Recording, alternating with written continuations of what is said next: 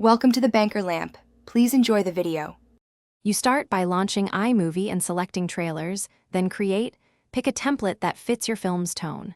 Import your prepared clips and photos, short, punchy shots work best, then assign them to the storyboard placeholders. You do this because templates lock pacing and title layout, so matching clip length to each slot prevents awkward timing. Once done, trim each imported clip to the essential action and enable stabilization or grid snapping to keep framing consistent before moving to customization. Next, you refine the shots and titles to shape the trailer's rhythm. Tap any storyboard slot to swap media, split clips, or change speed so each beat hits on cue. This controls the emotional pacing. Edit each title field to communicate plot beats. Short, punchy phrases read fast, then preview to confirm legibility.